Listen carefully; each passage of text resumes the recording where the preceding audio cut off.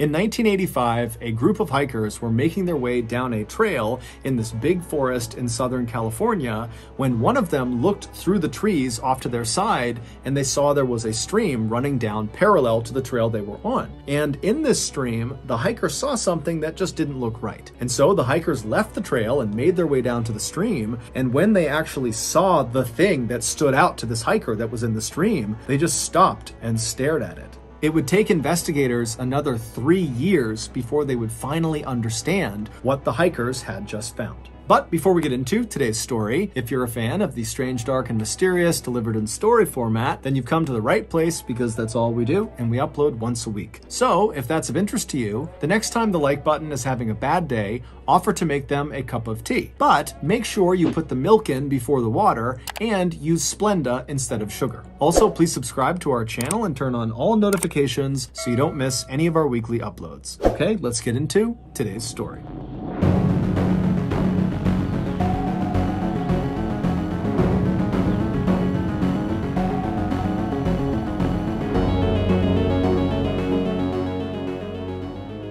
In 1985, 17-year-old Michelle Avila, who just went by the nickname Missy, was a high school junior living in the working-class town of Arleta, California, which is located just north of Los Angeles, California. Despite Missy being very physically small, she was under 5 feet tall and barely weighed 95 pounds, she had a big presence about her, and it made her very popular at her school. Not only was she incredibly beautiful, with boys and girls falling over themselves to try to win her affection, but also Missy was just very kind and gentle and didn't seem to take herself very seriously. But life for Missy was not all perfect. A year earlier, during her sophomore year, a nasty rumor had been spread around Missy's high school that Missy had apparently been sleeping with all of these boys who were in established relationships with girls in the school, and even though this rumor was a total lie, by the time the rumor reached the girlfriends of these boys that Missy had apparently slept with, these girls believed it. And so to get their revenge on Missy, one day after school when she had walked outside, this group of girls ganged up on her and beat her really badly.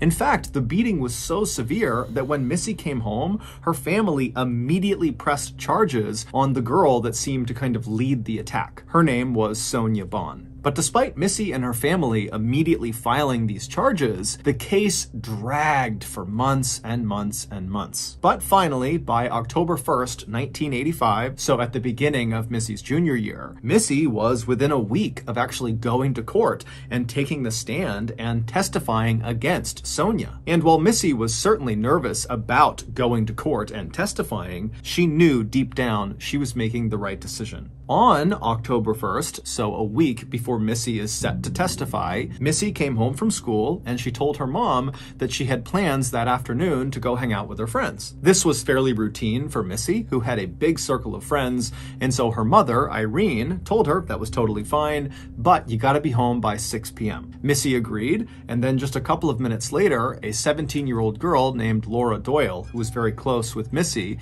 she pulled up outside of Missy's house and she honked the horn. And so Missy heard her, she said goodbye to her mom and to her brother, and then she left the house, ran to Laura's car, hopped inside, and the two girls drove off. A few hours later, at 6 p.m., Missy had still not come home yet. However, her mother, Irene, was not that surprised. Missy was not really a troublemaker, but she really liked staying out with her friends, and so it wasn't that uncommon for her to stay out past curfew and then come home and ask for forgiveness, or she would stay out past curfew and then she would call her mother and ask for more time. And shortly after 6 p.m., the phone rang inside of Missy's house. And so Irene, she hears the phone ringing and she's expecting it to be her daughter. And so she walks over, she picks the phone up and says, "Hello?"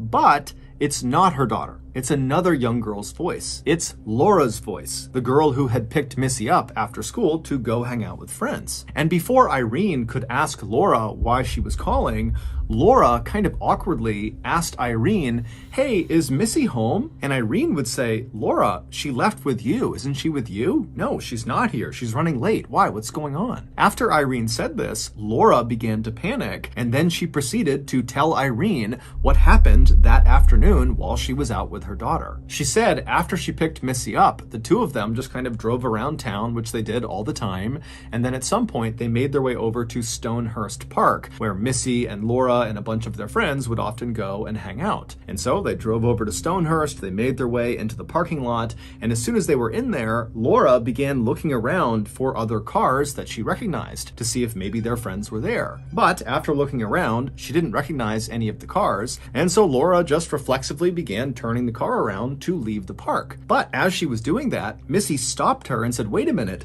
I know the guys over there, I want to go say hi." And so Laura stopped the car and she looked in the direction that Missy was pointing, and on the far side of the parking lot were these two guys who appeared to be maybe in their late teens, early 20s. Laura did not recognize either of them, and they were standing outside of this blue car, a blue Camaro. Now, Laura was accustomed to Missy just kind of knowing everybody in town because everybody loved Missy and Missy loved everyone. And so this type of situation was not totally uncommon. However, Laura was just not very excited at the prospect of going and hanging out with these two total strangers to her. But she could tell Missy really wanted to, and so she turns to Missy and says, "Okay, go out there, go say hi to them, and I'm gonna park and I'll meet you in a second." And so Missy, she hops out of the car and she begins walking over to these two guys and she's waving to them and they're waving back and smiling at her. And Laura, meanwhile, pulls the car into a parking spot, she throws it in park, and she's about to get out when she notices her gas gauge is below empty. And so she calls out to Missy, who's now halfway to these two guys, and she says, "Hey, I'm gonna go fill my car up with gas and then I'll come back and I'll meet you." And so Missy turns around and she's like, "Okay, bye." And so Laura puts her car back in drive and she pulls out of the lot and she heads into town to get some gas. A few minutes later, when Laura pulled back into the Stonehurst parking lot, she looked in the direction of where the blue Camaro and the two guys were and where Missy was headed, and they're all gone. Missy is nowhere to be seen. Now, this was 1985, so Laura could not just call or text Missy to see where she had gone, and so instead, Laura just sat in the parking lot looking at the vacant spot where the blue car had been, kind of going over in her mind what she should do. And eventually, she told herself that, you know what, Missy was a big girl, she can handle herself, she knew those guys, I'm sure everything is just fine, and those guys will drop her off at her house when she needs to go home. And so even though Laura is telling herself this, she would leave the Stonehurst parking lot and spend a while just kind of driving around town looking for Missy and looking for this blue Camaro and these two guys, and after finding none of them, she would head home. And then right after 6 p.m., Laura picked up the phone and she called Missy's house because she knew Missy's curfew was 6 p.m. and so she should be home by now. But of course, when Missy's mother, Irene, picked up the phone, Laura would learn Missy had not come home. And so Irene and Laura are immediately really worried about Missy, but not to the point where either of them think they should involve the police. Instead, Laura and Irene would spend the next couple of hours after that 6 p.m. phone call calling everybody they could think of that might know where Missy was. And when that yielded no results, Laura and Irene actually met up that night and began going door to door to all of Missy's friends and acquaintances' houses,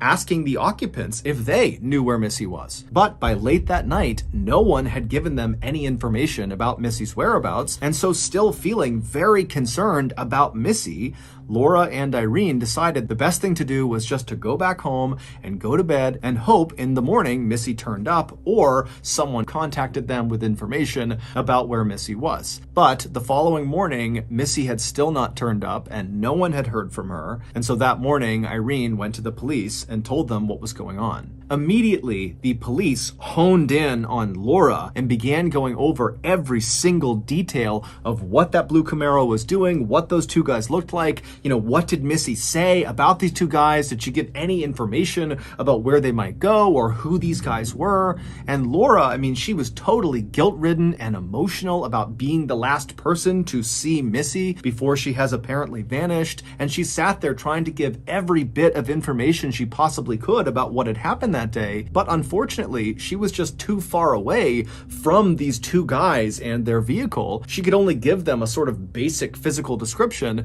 which Laura even admitted was not very accurate because it was really far away, and frankly, she wasn't looking that hard. And so after getting all the information they possibly could from both Laura and Irene, the police launched a very extensive search all over Arleta, California, and the surrounding areas. And while they were doing that, Irene and other members of Missy's Missy's family, along with Laura and other close friends of Missy's, began their own search. But after a couple of days, neither the professional search nor the amateur search had turned up any new information about Missy's whereabouts or the whereabouts of those two guys and their blue Camaro. But then on October 4th, just 3 days after Missy went missing, Missy would be found.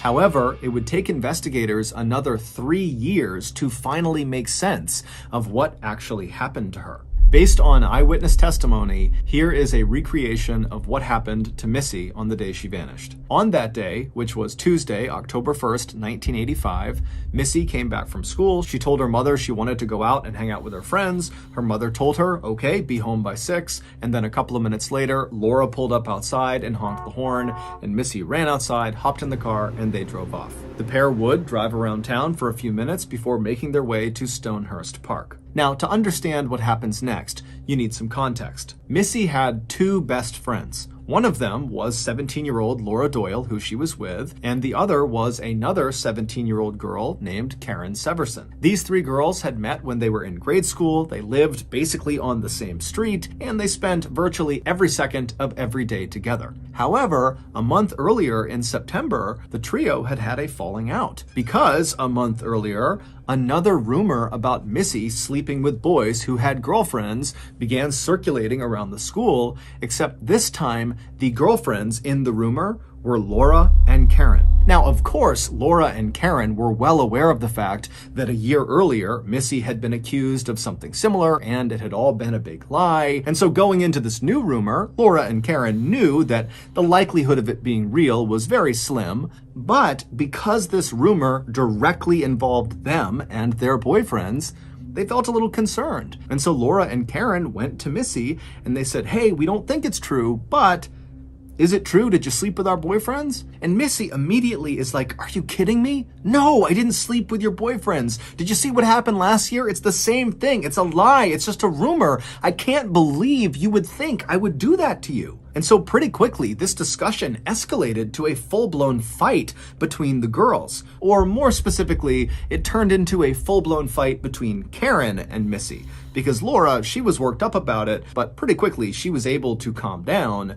But Karen, she didn't calm down. Because apparently Karen had seen Missy at some point flirting with her boyfriend, and so when this rumor began to circulate, Karen felt like, you know what? It could be true. She might have had sex with my boyfriend. And so eventually, the three girls just stopped fighting. Not because they had reached some sort of compromise, but rather because Missy just tried to turn around and walk away. And when she did, Karen wound up and slapped her across the face. And as soon as that happened, all three girls knew a line had been crossed, and now their decade-long friendship was potentially ruined. Over the next couple of weeks, Missy and Laura were able to come together and patch things up, but Missy and Karen continued to avoid each other. However, the distance between them really wore on both of them, and so finally, on the morning of October 1st, Karen would reach out to Missy and she would apologize. And Missy was really touched by this, and before long, Missy and Karen and Laura had made plans for that afternoon to meet up at Stonehurst Park to have a good day together, just like old times. So that afternoon, Laura picks up Missy from her house, and the two of them drive around for a bit before heading over to Stonehurst Park,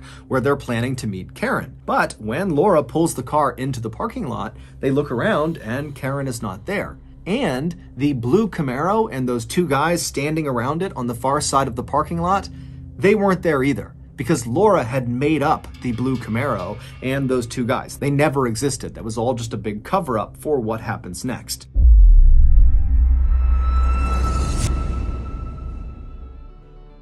A few years ago, I was told that my anger issues were actually tied to something much bigger. I was depressed. But despite agreeing with this conclusion, it was still really difficult for me to go out and get help. I just felt really uncomfortable at the notion of walking into some doctor's office and telling some stranger about my feelings that I didn't even understand. But with the encouragement of my family and friends, I did seek out a therapist, and honestly, it saved my life. So if you have a lot on your mind right now, but you've put it off because it's too uncomfortable to go out and get help, then today's video sponsor, BetterHelp, is for you. BetterHelp is a highly reviewed online therapy platform, which means you don't ever have to walk into the doctor's office and have some super intense in-person conversation about your feelings. Instead, you can get the help you need from the comfort of your own home. On BetterHelp, all 20,000 plus therapists, without exception, are licensed, trained, experienced, and accredited psychologists, marriage and family therapists, clinical social workers, or licensed professional counselors. They also all have a master's degree or doctorate degree in their field, and they possess at least 3 years and 1,000 hours of hands-on experience. Therapy really does work, and BetterHelp is the most accessible, affordable, and convenient therapy option out there. Visit betterhelp.com/mrballen. That's better, H-E-L-P, and join the over 2 million people who are taking charge of their mental health with the help of an experienced professional. Special offer for you: get 10% off your first month when you go to betterhelp.com/mrballen.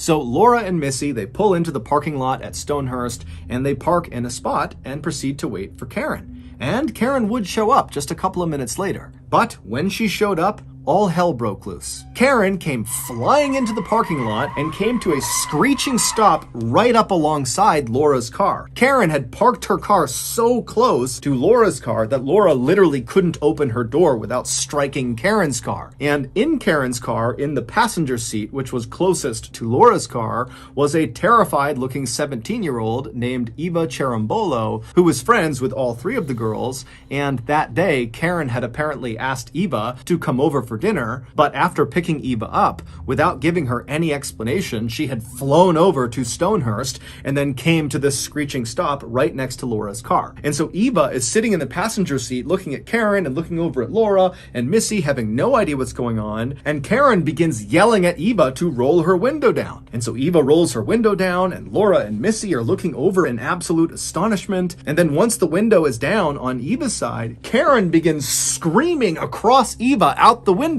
at the car that Laura and Missy are in. And so Laura and Missy exchange totally confused looks, and then Laura rolls her window down, and suddenly Laura and Missy can hear what Karen is yelling. And Karen is hurling the most vile and horrible insults at Laura, not at Missy. It takes Laura a second to realize what Karen is yelling about, but once she realizes that Karen is just ruthlessly insulting her, Laura just turns and begins hurling insults back at Karen. And so the whole time, Laura and Karen are just screaming at each other. Missy and Eva are just sitting in their respective passenger seats, having no clue what's going on. And just as quickly as Karen had arrived and begun screaming at Laura, Karen put her car back in drive and sped right out of the parking lot. And Laura at this point is totally incensed and enraged at Karen for some of the things she had said. And so Laura fired up her car, threw it in drive, and before Missy could tell her otherwise, Laura had sped out of the parking lot after Karen. And for the next 45 minutes,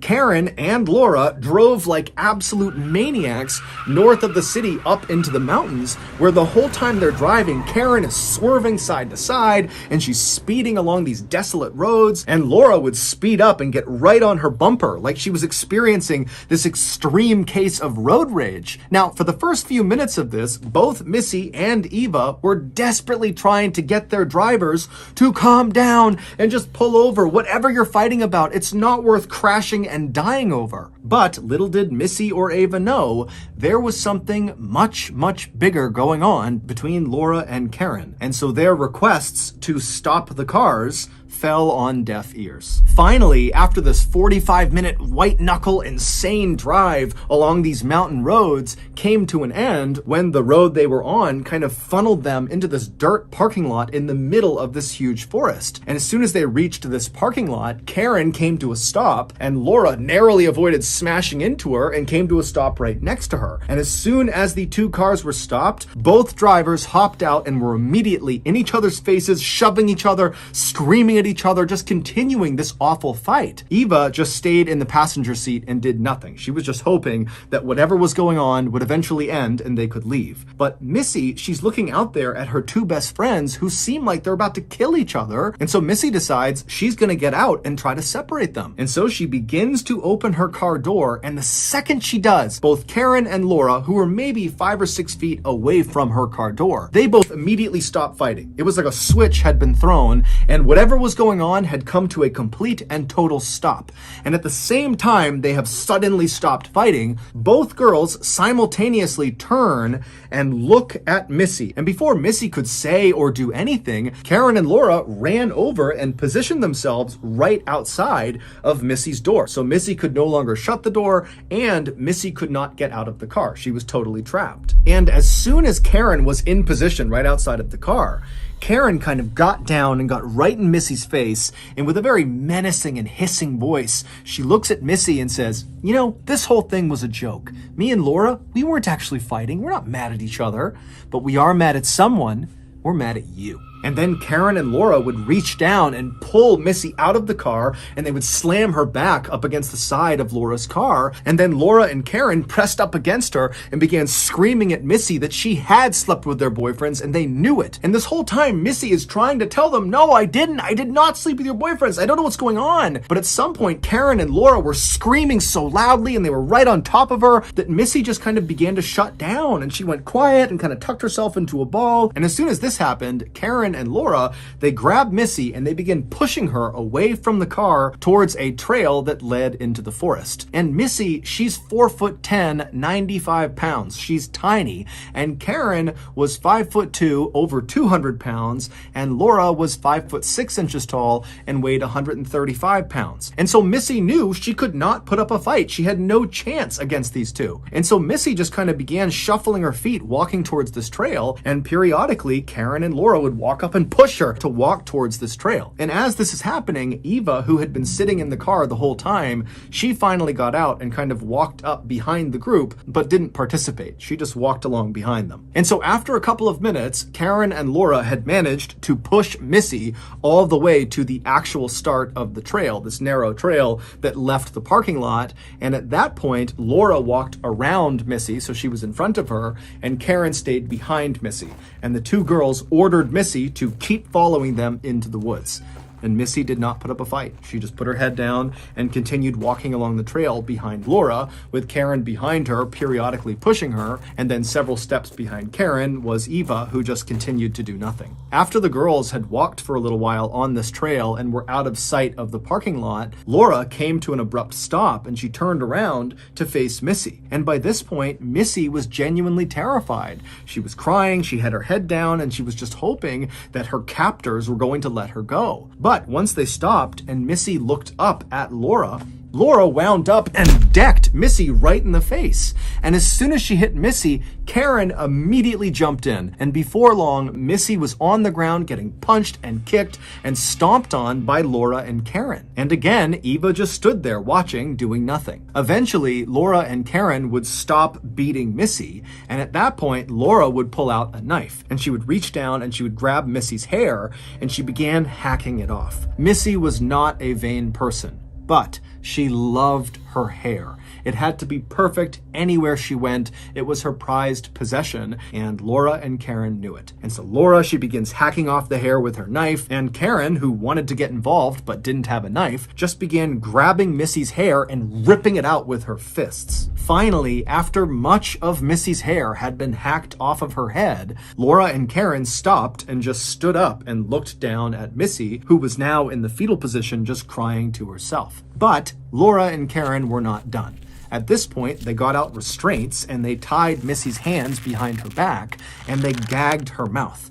And again, Eva did nothing. Once Missy was completely restrained, Laura got up and began walking towards a nearby stream that was about 10 feet away from them down a hill. And so Laura gets down to the stream, she wades in about halfway where the water comes up about 8 inches on her leg, and then she turns around and she looks up the hill at Missy and Karen and Eva, who's off to the side. And Laura, while staring directly at Missy, she reaches down and begins running her fingers through the water and says to Missy, "Why don't you come down down and get in the water with me." When Missy didn't move, Karen, who was standing next to her, hauled her up and then pushed her down the hill. And Missy doesn't have the ability to brace her fall because her hands are bound, and so she slams down on her face and she rolls down to the edge of the water, and there she stops. And before Missy can get up, Karen and Laura had descended on her. They'd grabbed her by the shoulders and they began dragging her out into the water. And so Eva, who's watching this happen, again does nothing and just turns around and begins running down the trail back towards the cars. When she gets to the cars, she discovers they are both locked, so she can't go anywhere, and she was too far away from anywhere to walk,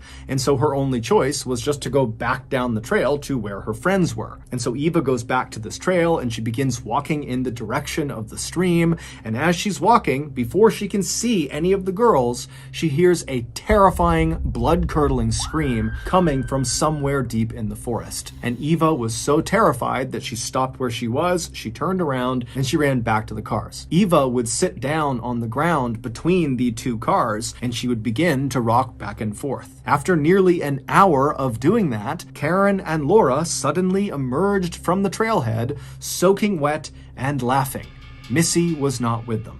After Ava had turned around and run away from the stream to go back to the cars the first time, Laura and Karen had grabbed Missy, dragged her into the water, and laid her on her stomach in the 8 inches of water. And so Missy is trying desperately to keep her head out of the water, but Laura comes around and grabs her legs and presses them into the water, and then Karen comes around and grabs the back of Missy's head and forces her head down into the water. Missy would start fighting for her life, trying to wriggle her way out of the water, and at some point she would manage to get out from under their grasp, and as soon as her head cleared the water, she took in a big breath and then let out that piercing, horrifying scream that Ava heard as she was walking back down the trail, which scared her and caused her to run away again. And after Missy let out that primal scream, Karen readjusted her grip and pressed her head back into the water. Missy would continue to squirm and fight against Karen and Laura, and periodically she'd get her head up out of the water just enough to get a little gulp of air, and then she'd choke down a bunch of water and have her head pushed down into the water again. Until finally, Missy's strength just started to ebb. And when Karen and Laura sensed that Missy was on the verge of death and she was very weak, they seized the opportunity and they leapt off of her just long enough to run over to the side of the stream where there was this big, heavy log, which investigators would later determine weighed over 100 pounds. So it weighed more than Missy, and Karen and Laura, they'd pick this log up, they'd walk back into the stream, and they dropped the log directly on the back of Missy's head, forcing it down into the water permanently.